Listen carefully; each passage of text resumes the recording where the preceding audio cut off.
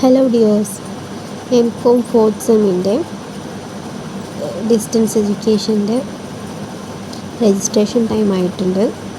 അപ്പോൾ അതിൻ്റെ നോട്ടിഫിക്കേഷൻ നമ്മളെ വെബ്സൈറ്റിൽ വന്നിട്ടുണ്ട്, കാലിക്കറ്റ് യൂണിവേഴ്സിറ്റിയുടെ. നമുക്ക് നോക്കാം.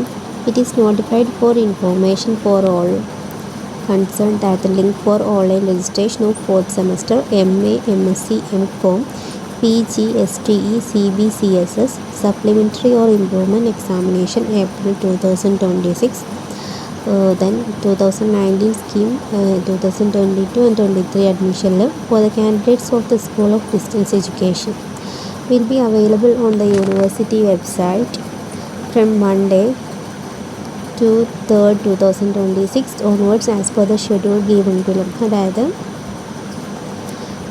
MA, MSc, M.Com, അതായത് 2019 സ്കീമിലുള്ള 2022-23 അഡ്മിഷനുള്ള എല്ലാ കുട്ടികൾക്കും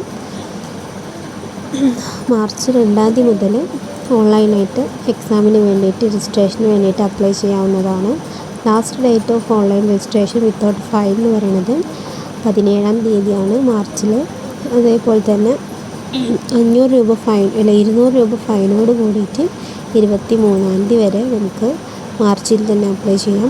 last date of viewing registration details at students portals, അതായത് നമ്മൾ രജിസ്ട്രേഷൻ ഡീറ്റെയിൽസൊക്കെ കാണാനുള്ള ലാസ്റ്റ് ഡേറ്റാണ് 23 ഏപ്രിൽ വരെ നമുക്ക് കാണാൻ പറ്റും. കമൻസ്മെൻറ്റ് ഓഫ് എക്സാമിനേഷൻ പിന്നീട് അറിയിക്കുകയുള്ളൂ. Mode of conduct of examination എന്ന് വെച്ചാൽ ബാർകോഡ് ബേസ് ചെയ്തിട്ടാണ് ഇപ്പോൾ എല്ലാ എക്സാം ഉള്ളത്. പിന്നെ ആപ്ലിക്കേഷൻ ഫീ എന്ന് പറയുന്നത് 50 രൂപയാണ്.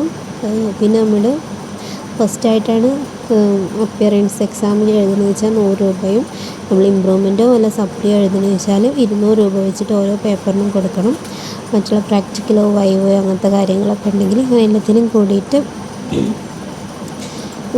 ഓരോന്നിനും 145, പ്രൊജക്റ്റിന് 145, മാർക്ക് ലിസ്റ്റ് ഫീ 55, 200 ഓരോ സെമസ്റ്ററിന് 200, അങ്ങനെ മൊത്തം ഒരു 700-800 രൂപേൻ്റെ ഉള്ളിൽ എന്തായാലും ആവും. ഓക്കെ, അപ്പോൾ എന്തായാലും വെബ്സൈറ്റിൽ ഇതാണ് ഡീറ്റെയിൽസ് വന്നിട്ടുള്ളത്. അപ്പോൾ എക്സാമാണ് വരാൻ പോകുന്നത്.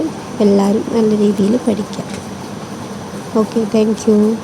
പിന്നെ എം.കോം ഫോർത്ത് സെമ്മിൻ്റെ സബ്ജക്റ്റുകളൊക്കെ നമ്മുടെ ചാനലിൽ അപ്ലോഡ് ചെയ്യുന്നതാണ്. അപ്പോൾ ഏതാ വേണ്ട വെച്ചാൽ കമൻറ്റ് ചെയ്യാം.